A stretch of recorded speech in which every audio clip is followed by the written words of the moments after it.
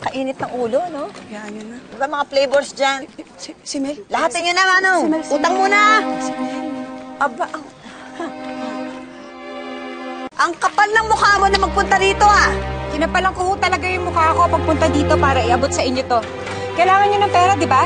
Sapat na ba to para tigilan yung pamilya ko? Teka muna, ano ba ang gusto mong palabasin, ha? Hindi ko kailangan ng pera mo. Malandi ka. O kung di nyo kailangan ng pera, bakit kayo pumunta kay Dean at sinabi nyo yung tukol kay Munding? Eh bakit? Karapatan naman ng ama na malaman niya na may anak siya, di ba? Oo nga, karapatan nga. Pero kung ginawa nyo yun, para guluhin ang buhay ko at sirain ang pamilya ko, yun ang hindi ko maiintindihan.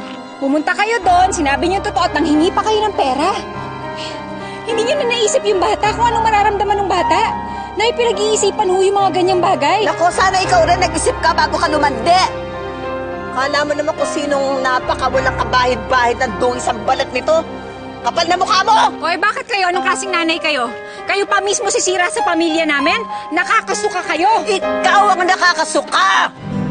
Ano kaya, dito na. Ako ang nakakasuka? Ha! Ikaw ang nakakasuka dahil ikaw ang nanlalaki. Nagpabuntis ka sa ibang lalaki para ipaako mo lang sa anak ko ang kapal ng mukha mo. Teka ka? Nagmamalaki ka?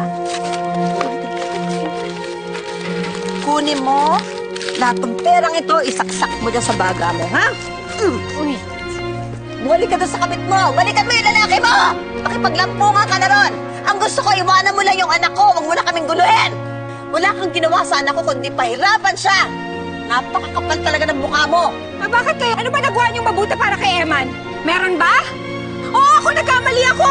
Pero unti-unti kong inaayos yung pamilya ko, binubuo ko yung pamilya ko. At paulit-ulit ko siyang minamahal kahit nagalit siya sa akin. Kayo, anong nagawa niyo mabuti bukod sa pag-iris sa kanya sa mundong to? Meron ba? Pwede ba wag mo akong pagsabihan dahil hindi mo alam kung ano ang nangyari sa akin? Alam ko pinagdaanan niyo at alam ko pinagdadaanan ni Eman dahil sa inyo. Hirap na hirap si Eman dahil sa inyo. At kayo, anong ginagawa niyo? Hindi kayo nagbago ng trato sa kanya. Palala kayo ng palala. Bagay nga sa'yo! Sige, Away na talaga!